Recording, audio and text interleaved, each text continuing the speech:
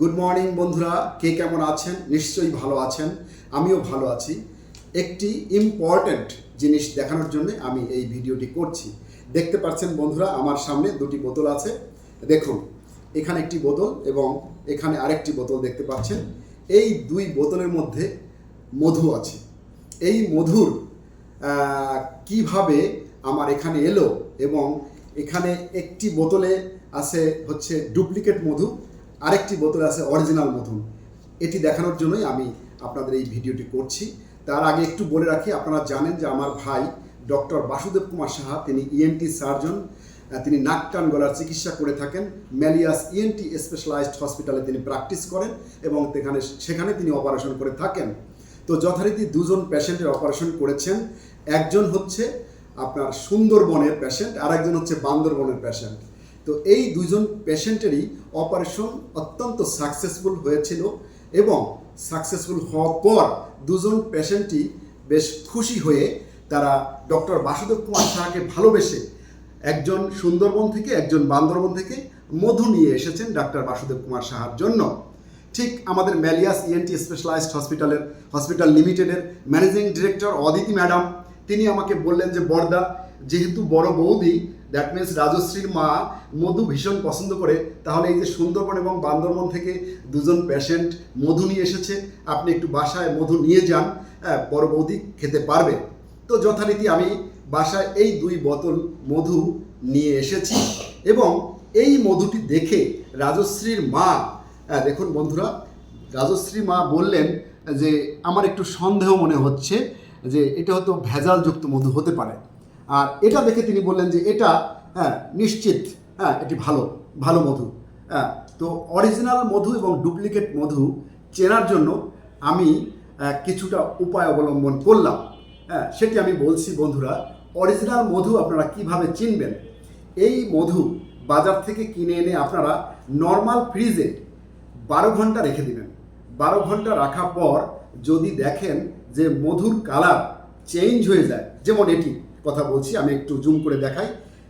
এই মধুর কালারটি চেঞ্জ হয়েছে 12 ঘন্টা নর্মাল ফ্রিজে রাখার পর, এবং এটি কিন্তু দেখুন জমাট বেঁধে গিয়েছে। এই দেখুন একদম ঘিয়ের কালার, মনে হচ্ছে যে এটার ভেতরে ঘি আছে, জমাট বেঁধে গিয়েছে। অরিজিনাল যে মধুর কালার ছিল সেটি কিন্তু নেই এবং একদম সম্পূর্ণ জমাট বেঁধে গিয়েছে আফটার 12 আওয়ার্স।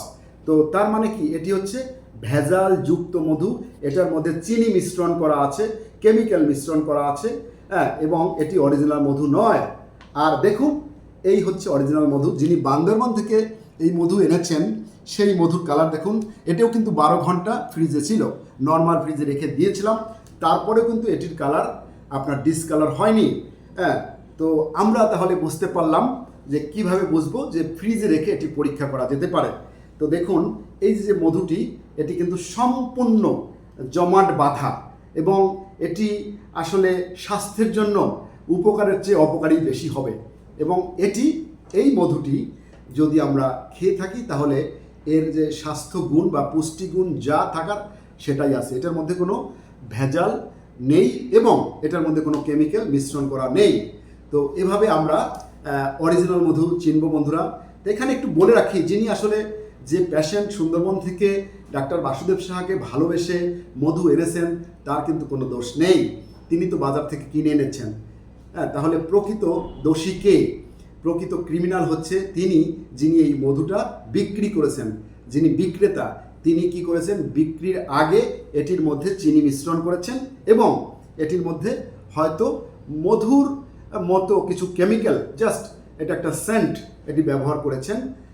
অথবা হয়তো হালকা পাতলা কিছু মধু থাকতেও পারে এবং বাকিটা চিনির গোলা। দেখতে পাচ্ছেন বন্ধুরা, এটি আপনারা কখনোই এই ধরনের ভেজালযুক্ত মধু কখনোই ব্যবহার করবেন না। মধু খুবই প্রিয়, প্রতিটি মানুষেরই মধু প্রিয়। তো আপনারা প্রিয় মধু যদি ভেজালযুক্ত খেয়ে থাকেন তাহলে কিন্তু আপনাদের স্বাস্থ্যের উপকারের চেয়ে অপকারী বেশি হয়ে থাকবে। তো বন্ধুরা, দেখালাম আপনাদের অরিজিনাল মধু চেনার উপায়, আপনাদের শিখিয়ে দিলাম। এরপর বাজার থেকে যখনই আপনারা মধু কিনে আনবেন তখন এইভাবে পরখ করে পরীক্ষা করে তারপরে মধু সেবন করবেন।